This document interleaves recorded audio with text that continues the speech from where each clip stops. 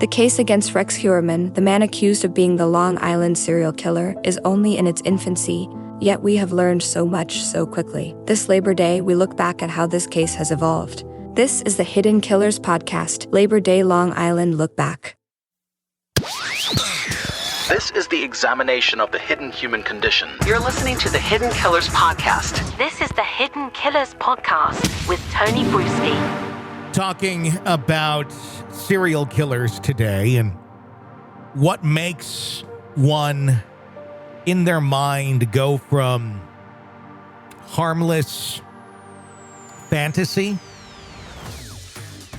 or feelings of retribution towards someone, but it's just left in your mind and you ponder and you move on and you never ever think of acting anything out. It's just anger that's being processed through one's mind. Most individuals have done something like that or do something like that on a regular basis as they process reality. Now, to turn the anger and the angst into homicidal madness and acting out on it, as Rex Heuermann did, that takes something. That takes some piece of the mind to go from this is me processing to this is me getting people what they deserve.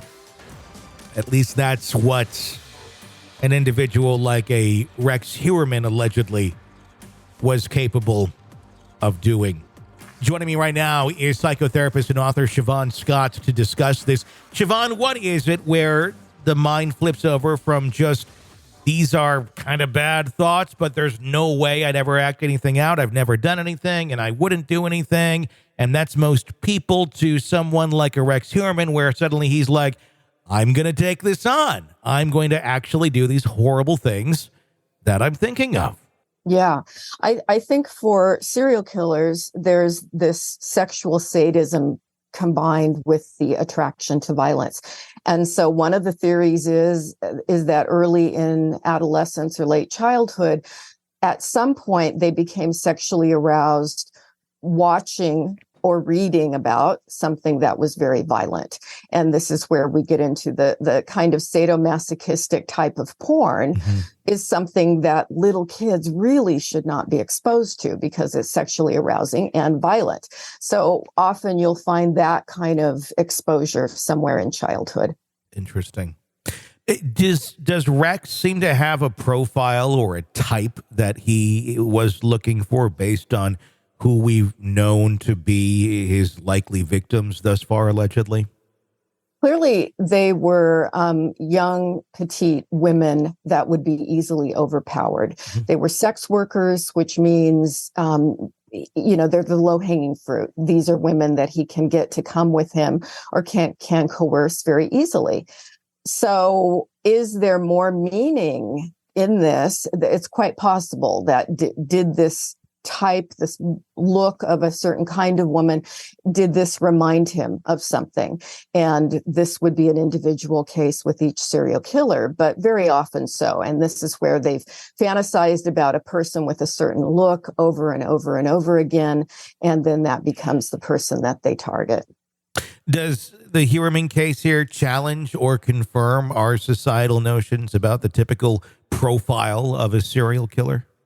Yeah, I think it does. Somebody that can appear superficially normal, particularly in a work environment. Some people may find them charming. Certainly not everybody in Heuermann's case. Some people found him scary, but definitely a quirky person, a person who's a bit different. And, in this case, he carried on apparently as a functional husband and father, as far as we know right now, without hearing from his wife and children. Is this someone who could have been profiled better, or is this someone who did easily slide underneath the radar? Obviously, he did slide underneath the radar, but with someone like this, who obviously there were some very bizarre antisocial type behaviors that we've heard of. I'm sure we're just on the tip of the iceberg there. But is this someone who, ahead of the curve, someone could have looked into further, or even had any reason to look into further to catch this person sooner in their tracks than this far out? I sure wish we could do that. But there are lots and lots of, we'll say millions, more than lots and lots. There are millions of quirky men out there. Quirky women too. I won't be too gender biased there, but there are millions and millions of quirky, strange people who may be a little bit different. Many of them far stranger than Heuermann is. And I don't think at this point we have any way of, identifying how quirky do you have to be to come on the radar for profiling as a serial killer. I don't think there's anything that we could have picked up in advance here. Even if his wife had discovered the pornography, which was really sadistic and fairly horrible, there are millions of people who enjoy that sort of thing, but they never tip into acting out on it behaviorally. So we just don't have a tool at this point to spot them early. This is the Hidden Killers Podcast. Want more? Start binging on all of our true crime podcasts right now through Apple Podcasts and get an ad-free experience when you sign up to be a True Crime Today Premium Plus member exclusively on Apple Podcasts. More of the Hidden Killers Podcast dropping soon. Press subscribe now.